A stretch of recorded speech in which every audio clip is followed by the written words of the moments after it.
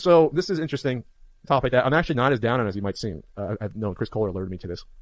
Looks like there's going to be a second video game grading service on the rise. It's called Wata Games certification. They posted on Nintendo Age, and the people that are starting this come from Nintendo Age, some of them, but they're incorporating others. So just from the start, I can say I like this idea because they're telling you who's involved and what these people are and what their pedigree is. Yeah, let me come out on this right off the bat and say that obviously things remain to be seen, but sure.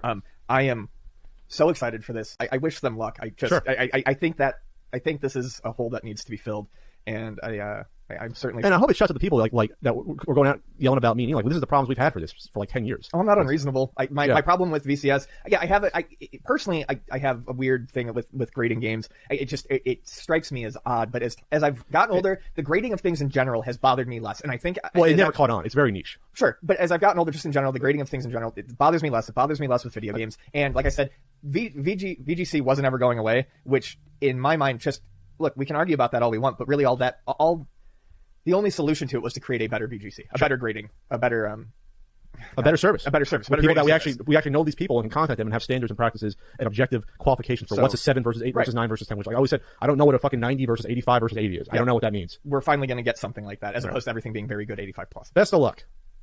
Other advisory board members hail from comic and coin collecting markets with deep roots in certification. See, I think that's very important too. Paul Litch and Matt Nelson, CGC's two primary graders. So we have two coin guys. And then, or is that comic? That's comic. That's comic. Oh. And Jim Halperin, which is a name I've heard of before, co-founder and owner of Heritage Auctions. Yes. That's important. Heritage Auctions is pretty legit. Yeah, and I mean, having the guys from CGC. And Josh Nathanson, founder and owner of Comic Link, which I've heard of as well as auction. Having guys from CGC in there and coin, I mean, the importance of that can't be overstated because that's where you're going to get the insight into what should be graded, what should be. What are the standards? What are the standards? How do we establish a set of guidelines for our graders? Exactly. And communicating that to the community.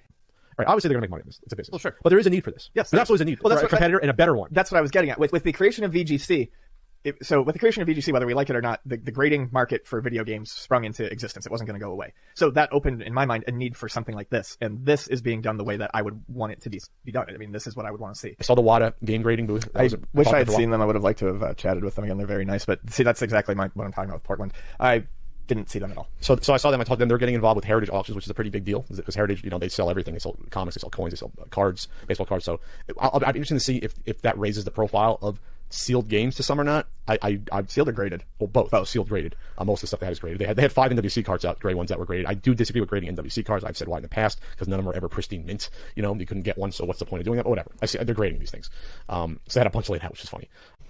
All right, Ian. We're big fans of graded games, but honestly, our coverage of Wata has been positive. They've been doing things the right way in terms of transparency about who's grading these games.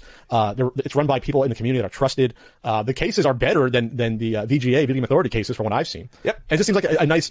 It's good to have competition because you get better things. Yeah, I still feel weird about grading video games, but I still feel like, at least as far as the options go, that Wata is the one doing it, at least the way that I feel like, at least if you're going to be grading games, have people behind it who are passionate about it. And Wata is teaming up with Heritage Auctions to start getting these games out onto an auction market, into other collectors' hands, perhaps to open up the world of this sort of collecting to people who might not. People who have money that didn't know this was a thing before. Exactly. To people. That's what happened with comic books. Yep. That's what happened with baseball cards and other things where, okay, I have money to burn and I want to buy something. I'm a millionaire. I have tons of money. What's out there? So I'll try to remain objective on this and how I feel about, lots of things can happen with that. However, I do feel like that being with Heritage Auctions and Wata, showing what I've seen before, reading what I've read before, and talking with them how I have before, I do feel like the Heritage Auctions team up with Wata does help legitimize Wata a bit more. Does it legitimize retro game collecting in general, or does it even need that association? I don't know that it needs the association, but I do think it does. I think there's something to be said about having a grading company that is, I guess, taken seriously enough to be. I don't know a ton, but Heritage Auctions, if I'm not mistaken, is considered generally fairly decent. They are. Well, they're always at Comic-Con, right? Yes. They are considered, I guess, for this sort of stuff, very reputable. That's so. I feel like it's good for Wata because it's a reputable auction. It's a reputable auction agency working with them, and it's good for Heritage because they don't really have any sort of.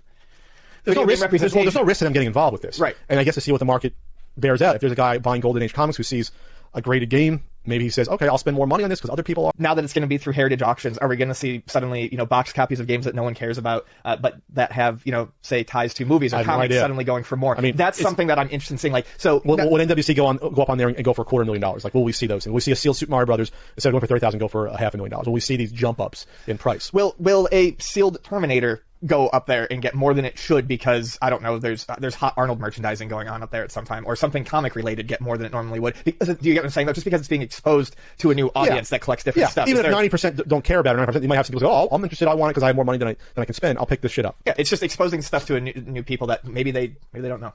I just know that at Comic-Con, there were graded games at Comic-Con, I think I told you this a couple years ago, and then they weren't there after that 1 year. Sure. They just weren't. Because I wonder if they realized that, wow, we don't know what we're doing, or we don't know, maybe there's a much smaller audience for this stuff than we think. Yeah, well, game grading was younger then, too. I mean, maybe it needs to get its foothold. I don't know.